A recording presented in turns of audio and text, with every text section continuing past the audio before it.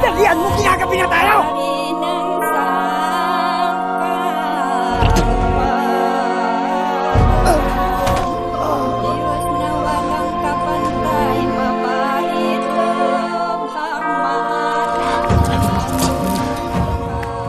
Akala ko ba na ikaw ang Kristo ng mga Tagalog? Ang dakila na tagapagligtas ng mga Indio?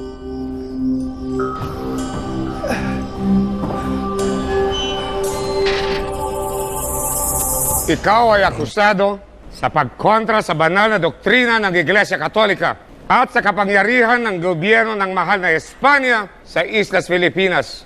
Sabihin mo sa amin ang pangalan mo, ang edad, at kung saan ka pinanganak. Ako po, si Apolinario de la Cruz. Gusto mo? Ipako ka namin sa krus.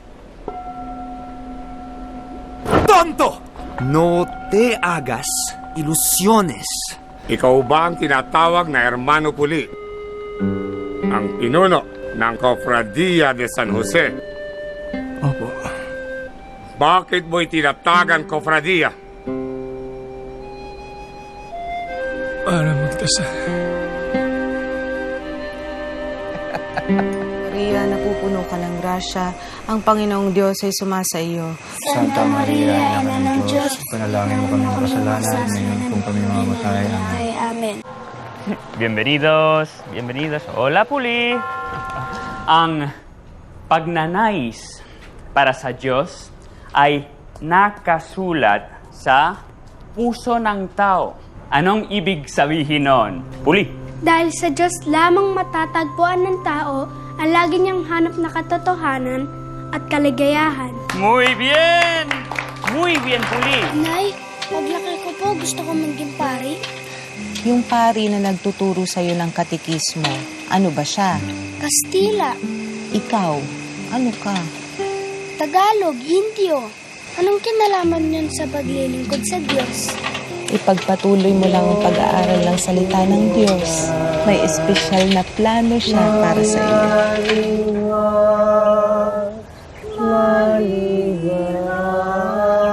Magandang araw sa inyo lahat. Sa ngalan ng aking mga magulang at mga kapatid, salamat sa pagdalo sa unang pagtitipon ng ating kofradiya. Ang kofradiyang ito ay isang kapatiran na naglalayong pagbuklurin ang mga ordinaryong mamamayan na kagaya natin. At kailan mo ifinundar ang iyon na kofradiya? 1832 at 18 ang aking edad. Batang-bata ka pa noon, Puli. Ang akala mo ay kusinong isang mabait na tupa. Yun pala ay unti-unting nagiging isang maitim at mabangis na lobo. Confiteor, Deo Omnipotenti, Beato, Iohanni, Mea Culpa. Gusto kong malaman mo na ang mga kofradiya na kagaya ng Kepuli ay 10 sampera sa lukban. Lahat ng parokya ay meron yan. Hindi ikaw ang akusado dito. Naaalala ko, tuwing ika-19 ay nagpapamisa kayo sa akin. Paano ko malalaman na nagkakanlong ako ng mga irehe sa parokya ko? Di kami mga erehe! Ano? Ahas! Mga ulupong! Mga alagad kami ng Diyos. Diyos me! Pwede rin ba tayong magpa-novena, Hermano Puli? Sa mga bagong kasapi ng Cofradia de San Jose, pinabati ko po kayo. Gusto ko lang pong ipakilala sa inyo ang anak kong si Octavio. Sa wakas po, sa loob ng 9 na araw na pagnonobena, nakumbinsi ko rin siyang sumanib sa atin. Purihin ang Panginoong Diyos, Hermana Upeng. Mga kapatid, simple lang naman ang misyon ng ating kofradiya. Ito ay isulong ang kataas-taasang kahalagahan ng pagdarasal at ng direktang pakikipag-usap sa Panginoong Diyos. Lahat po tayo dito ay pantay-pantay. Hermana Upeng, Hermano Octavio. Nagsama ako ng mga kamag-anak at mga kaibigan. Lahat sila handang sumapi sa kofradiya. Lina. Elias, naisipan mo na bang sumali sa isang kofradiya? Meron kasi ako nakitang nangangaral kahapon. Naku, wag mo pag-aksayahan ng panahon yung mga grupong ganyan, Lina. Hindi dapat nila pinapangunahan ang simbahan. Octavio? Pinang mahal ko. Kagagaling lang namin sa Luban kahapon. Napakahusay mangaral ni Hermano Puli. Hindi ka naman ganyan karelihiyoso dati. Kumbinsidong kami ni Inay na isang propeta si Hermano Puli. Doon ako sa Lukban titira.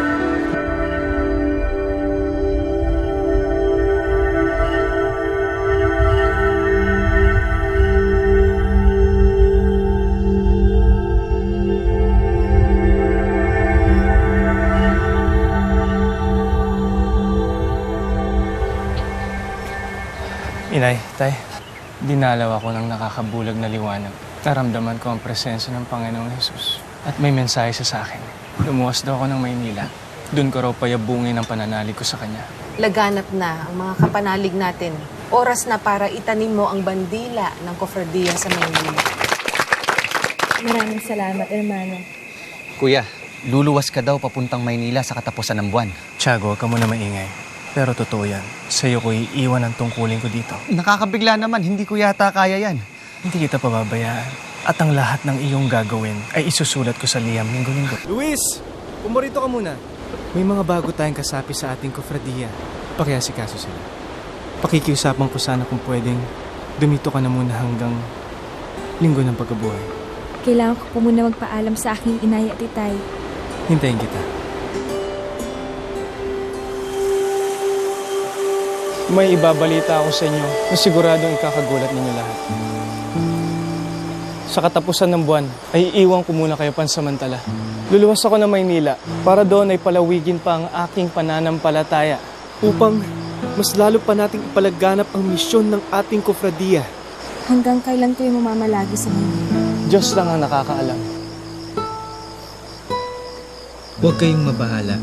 Huwag kayong malungkot. Dahil hindi ko kayo pababayaan. Iiwan ko kayo sa mahusay na pangangalaga ng aking kapatid na si Tiago.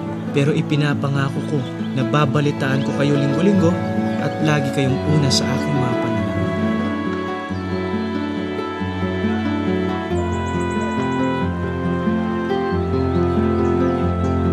Pagdaong ko pa lang sa Maynila ay agad akong namangha sa ganda nito. Ganito pala ang syudad. Pero wala pang isang oras ay nakakita din agad ako ng masamang tanawin. Buenas tardes, Padre. Ako po si Apolinario de la Cruz, nanggaling po ako sa Lukban. Maaari po ba ako mag-aral sa inyo bilang pare? Padre, maaari po ba ako pumasok sa inyong orden bilang pare po sana?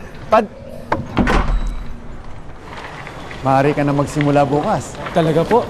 Salamat po, Senyor. Maraming salamat. Hindi po kayo magsisisi sa pagtanggap sa akin dito. Pagpalain po kayo ng Panginoon. Nako, Tiago. Laking tuwa ko nang tinanggap ako bilang katulong sa ospital ng San Juan de Dios. Wala akong sweldo, pero libre naman ang pagkain at tirahan ko dito sa kumbento sa tabi ng ospital. Akalain mo, hindi man natupad ang pangarap ko maging pare, ipinagkaloob naman niya sa akin ang pribileyo ng pagsisilbi sa may sakit. Ito pala ang plano niya para sa akin. Dahil sa matapat kong serbisyo sa ospital at sa masugid kong pagdarasal sa kumbento, inimbitahan nila ako na maging donado. Pero ito ang tatandaan mo, Tiago, at lahat ng ating mga kapatid. Ako man ay kasalukuyang donado ng Cofradia de San Juan de Dios dito sa Maynila. Pero ako'y mananatiling hermano mayor ng pinakamamahal kong Cofradia de San Jose. Nakakahiya mang aminin, pero isang malaking problema ko dito ay ang paglalaba ng aking mga damit. Ibig ko sanang lumuwas dito ang ating kapatid na si Catalina San Jose para tulungan ako sa bagay na ito. Inaasahan kong mag-aambag-ambag ang mga miyembro para tustusan ang gastusin niya sa biyahe at pagtira dito sa Maynila.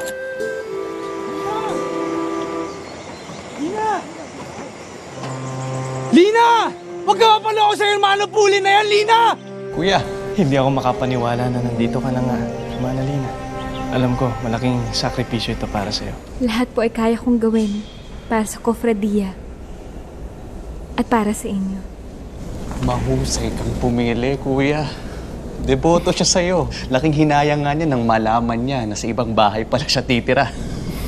Malayo sa tukso. Dapat bang soltero ang hermano mayor? Simula nang itinatag kong Cofradia, itinatwa ko na ang katawang lupa ko. May kasintahan na ako, kuya, na pag-uusapan na rin namin ang kasal. Kung saan ka masaya?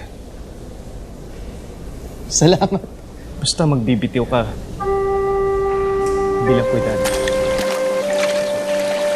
May mahalaga po akong sasabihin ngayong araw na ito. Ako po ay magbibitiw na sa aking posisyon bilang kuydado. Buong puso po nating tanggapin ang bagong kanang kamay ni Hermano Puli. Si Hermano Octavio San Jorge. Mas magaan pa sa isang kamelyo ang makapasok sa isang butas ng karayom. Ang pangalan mo? Apolonio. May kasintahan ako. Pangarap niya magmadre. Inimbitasyon ng kura para mangumpisal. Inahasa siya ng hayop na buktot na praile na uhaw sa birhen. Huwag ka lalapit! Huwag ka lalapit! Wag! Isabel!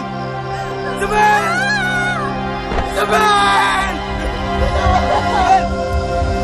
Malugod kong tinatanggap ang rekomendasyon ni Hermano Octavio na italaga si Apolonio Juan de la Cruz bilang tenyente ng ating kofradiya. Isa sa mga bago nating alagad ay isang paring Indio. Itong kofradiya mo, laganap na sa Tayabas, Laguna at Batangas? Opo, Padre. Pati na rin dito sa Maynila. Alam mo, hermano, laganap na ang liberalismo sa buong Europa. Hindi magtatagal, susunod na ang Pilipinas. Kalayaan, pagkapantay-pantay at kapatiran. Don Domingo, yan po ang prinsipyo ng aming kofradiya. Handa akong sumuporta, pero sikreto lamang natin ito, ha? Salud? Salud. Kailangan na ng opisyal na pagkilala ng simbahan. At kung hindi, Don Domingo? Peligroso, hindi ba, Padre? Peligroso yan, hermano. Padre Mateo? Ano itong nababalitaan ko sa kofradiya sa iyo na parokya? Mga babae at mga lalaki nakatira sa iisang bahay. Hindi ko alam yan, Padre. Hindi mo rin alam na ang kofradiya ay nakakakolekta ng ₱1 bawat buwan. Mas may kapangyarihan ang kofradiya kaysa sa inyong mga pare. Yan mga yan ay may mga paganong rituales. Naniniwala sila sa mga amuleta, mga anting-anting. Kami ang tatlong abogado ni Don Domingo. At ngayon ay abogado mo na rin, Hermano Pule. Kailangan ko ang tulong ninyo dahil ako'y aapila ng pagkilala sa Arsobispo ng Maynila. Dapat ideklara mo na naitatag ang kofradiya ditong nakaraang taon lang dito sa Maynila. Ito ay larong politika lamang. Bakit mo sinusunog yan, Hermano Octavio? Utos po na Hermano Pule. Sunugin lahat ng lumang dokumento. Baka raw gawing ebidensya po ito laban sa atin. Anong kasalanan natin? Mga kapatid, kailangan natin maging matuwid dito sa lupa upang makamtan natin ang kaligtasan. Makakarating lamang tayo sa langit kung tayo ay gagawa ng kabanalan dito sa lupa. Paano? Sa pag-aalay ng ating mga sarili sa dalawang klase ng pag-ibig. Pag-ibig sa Diyos at pag-ibig sa kapwa. Magkape muna kayo at magmainit na tinapay. Magpupunas lang muna ako. Nainitan ho kasi ako.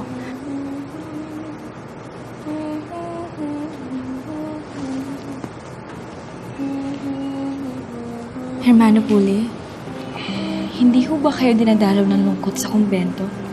Tao lang din ako, Hermana Lina. Yung mga oras na pinanghihinaan din ako ng loob.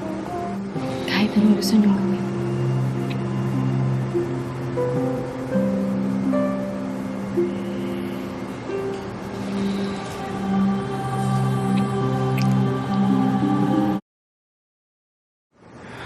Pumikit tayo nang hindi natin makita ang mga tukso na likha ng mga demonyo dito sa mundo.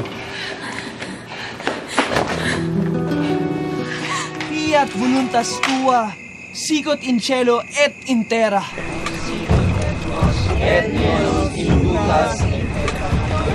Tigil ang pagtimo nito! Kailan pa naging labag sa batas ang manalangin sa Panginoon? Hindi relihiyon ang inyong tinataguyod, kundi na isang revolusyon! Kunin ang kanilang mga dokumento, pati ang larawang yan!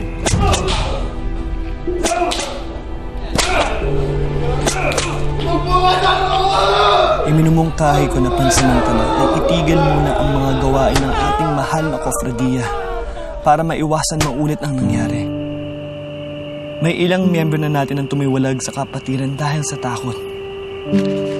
Ang panunupil na nararanasan nyo ngayon ay para lang isang ulap na tumakip sa sikat ng araw. Bilang aking kamay na kanan, ay inaasahan ko maging ehemplo ka ng katatagan. Ipagpatawad mo ang mga nasambit ko sa huli kong liham. Isinulot ko yun sa oras ng aking kahinaan. Bilang kanang kamay mo, hindi ako dapat magbahag ng buntot ngayong ginigipit na ang ating kapatiran. Makatanggap ko lang ng liham galing kay Hermano Pule. Sangayon siya sa plano ko na dalhin ang buong kofradiya papunta sa Mayhay. Masyado na mainit ang otoridad sa atin dito sa Lukban. Malilipol tayong lahat kung mananatili tayo dito. Hindi ka ba makakahintay? Ang gusto ko po sana, bukas lumikas na tayo.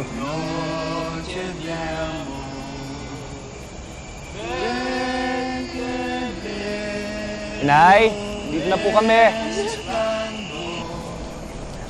Pero tayo kaya pakinggan ng korte kung gayon hindi pa tayo opisyal na kinikilala ng simbahan. Aminin ko, mahina ang tsansa natin. Sa importante, hindi tayo magpapaapi. Lalaban tayo. Lalaban ng Cofradia de San Jose. Hanggang sa huli. Hanggang sa huli. Hanggang sa huli. Inay! Inay, tay! Si Kuya Tiago po, hindi na gumigising. Ha? Anong nangyari? Kuya, gising. Tiago? Tiago! Kuya! Kuya! Tiago, gising! Ano po, Le? Maaari ka ba naming makausap? Nakatanggap ako ng babala tungkol sa kofradiya mo mula sa mga opisyales sa simbahan ng Tayabas. Ang mga sulat mo sa kofradiya ay nanggagaling lahat dito.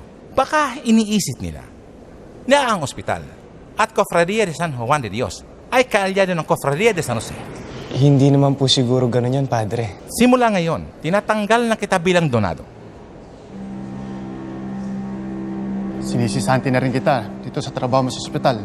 Kung ako sa iyo, kikilos na ako at lalayas na ako sa kumbentong ito. Baka parating na ang mga Gwardiya Sibil.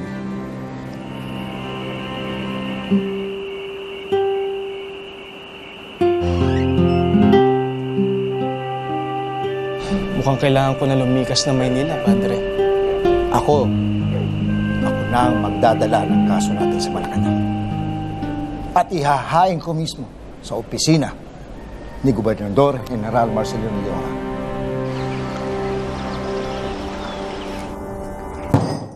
Ernesto, ven aquí! Pumutok ang butsi ni Diora na malaman niya na bawal tumali sa Cofradia de San Jose ang mga Espanyol at Mestizo. Kaya ekskumulgado na ang Cofradia at pinaaresto sa atin ang lahat ng opisyalis nito. Si Senor. Ang kaibahan lang ngayon, kung pumalag sila, pwede mo silang pagbabarilin. Lina, pasensya na kung nagising kita ng di oras. Kailangan na nating umalis ng Maynila. Aarestuhin na tayo ng mga Gwardiya Sibil. Ikinalulungkot kong ibalita sa bumuwelta sa atin ang pagpunta sa Malacanang. Lalaban ng Cofradia. Ipapakita ko sa kanilang lahat ang kapangyarihan ng dasal. Kung ganyan ang iyon na desisyon, dito na maghihiwalay ang atin ng mga landas. Bilang huling tulong, pababaunan kita ng mga armas. Ipasok ang mga baril. Nasa panganib ang buhay mo, hermano. Nakahanda po kaming lumaban para sa inyo. Mga kapatid! Nagbabalik na ang ating dakilang pastol. Itay! Inay! Nasaan ang aking kapatid na si Tiago? Binangungot ang kapatid mo. May tagal kong initay ang araw na to. Kailan po tayo babalik sa Lukban?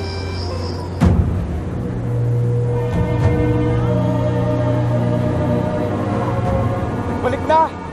Ang banal at kataas-taasang pinuno ng Cofradia de San Jose. Mga kapatid, halina sa isabang. Doon po tayo sa paanan ng bundok ng San Cristobal. At doon po natin itatayo ang kaharian ng Panginoong Diyos dito sa lupa. Sumama na po kayo sa amin. Pinabalaan kita sa huling pagkakataon. Nasa bingit ka na ng kapahamakan. Elias, bitawan mo ko. Gusto mo bang mamatay? Gusto mo bang makulong? Baliw ka, Lina! Baliw kayo lahat! Napaniwala kayo ng isang huwad na tagapagligtas! Pagmasdan ninyo ang inyong paligid. Ito po ang lupang ipinangako sa atin ng Panginoong Diyos. Kawaan tayo ng mga pangyarihan Diyos at patnubayan sa buhay na walang hanggan. Bakit dumanas ng sunod-sunod na pagsubok ang ating kapatiran? Sapagkat walang iniluluklok ang Panginoong Diyos na hindi niya muna pinapasakitan. Pinanday ng apoy ng pagdurusa ang ating Cofradia. At dahil sa apoy na lagablab na ito, ay naging matibay at matalas na sandata ang ating pananampalataya. Ibabantila natin sa madla ang kapangyarihan ng ating pananampalataya. Mabuhay ang Cofradia de San Jose! Mabuhay! Senyor Alcalde Mayor, hindi niyo kailangan gawin sa akin ito. Pagkabalik ko kahapon galing Maynila, binisilta ko ang mga selda. Wala mga laman kundi 3 magnanakaw, 1 basogolero. Ano ang nangyari? Nakatakas sila. Nakatakas! Tulungan mo na lang ako bumuo ng isang batalyon. Isang batalyon? Isang batalyon. Bigyan ng mga armas sa mga pulistas, lahat ng voluntaryo na gusto umawak ng rifle, espada, at gusto kumita ng kwarta. Sinabi mo sa amin, humingi kayo at kayo ay bibigyan. Actiones nostras. Quesumus Domine. Pakinggan niyo po ang aming mga hiling. Aspirando Previni. Baril sa baril!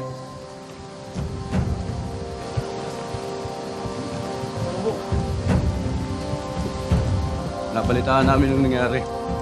Gusto naming makatulong. Buenas noches, señores. Tagalog ka, Indio. Inaatid ng Alcalde Mayor na si Don Joaquin Ortega ang kanyang alok na amnestiya para sa lahat ng susuko. Amnestiya!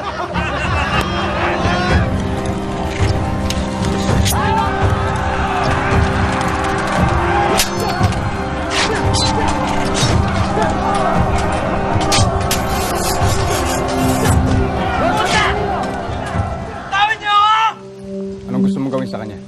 Ikaw ang bahala, Polonio. Ikaw ang tiniente. Padre! Padre! Padre! Padre, no!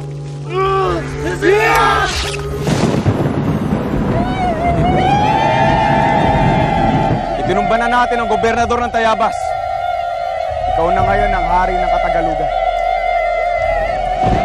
Diyos sa kalangitan, hari ng Mi nombre es Apolinario de la Cruz. Acciones nostras. Prius sumus Domine. Benditado ng Panginoon ang mga anting-anting na ito. Hindi tatalab ang kahit anumang talim ng espada o gulo. Pati ang mga bala ng barilokan niya. Ang liham na ito ay galing kay Teniente Coronel Joaquin Huet. Nakasaad po sa liham na ito na inaalok niya ng amnestiya ang lahat ng kasapi ng kofradiya na gustong sumuko.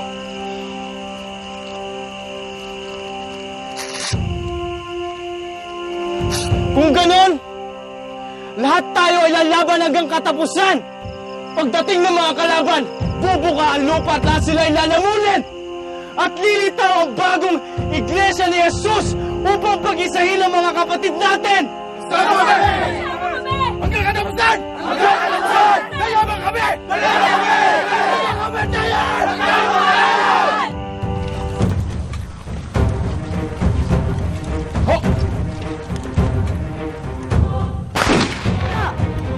Fuego!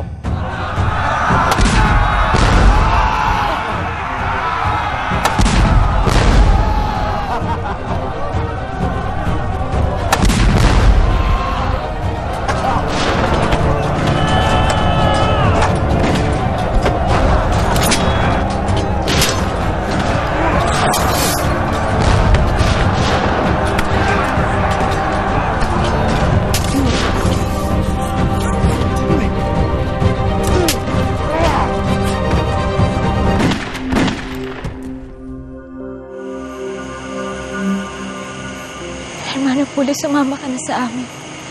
Umalis ka na. Kasama ka sa amin, tatakas tayo. Hindi ko sila nililigtas. Tapos na ang lahat. Sasama ako sa'yo kahit saan. Kahit sa impyerno, sasama ako sa'yo. Umalis ka na. Sige na. Sige na.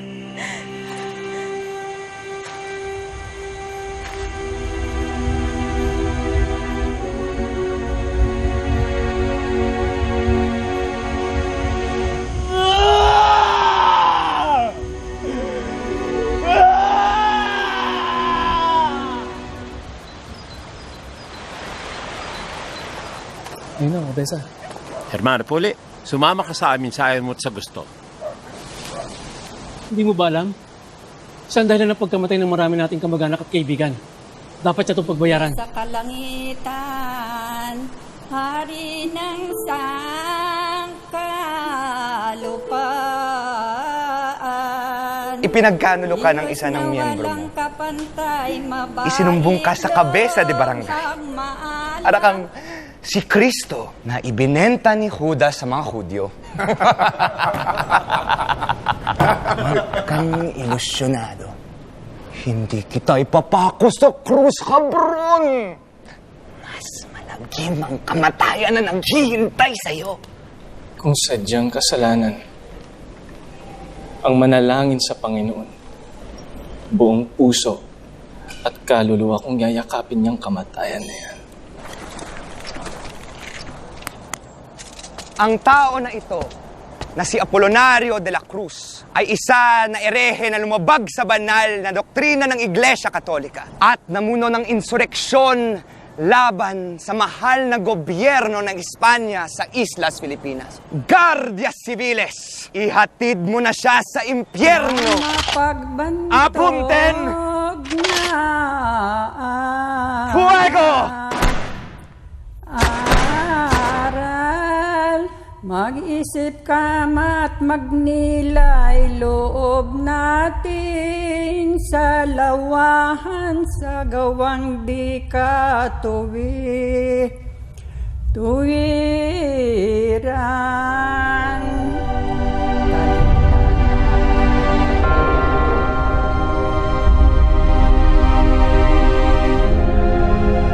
Pinapangako ko. Pagpapatuloy ko ang laban mo. Pinapangako ko yan. Mga Kristiyanong tanan na mapagbantog na aral, mag-isip ka at magnilay loob natin sa lawahan sa gawang di katuwiran.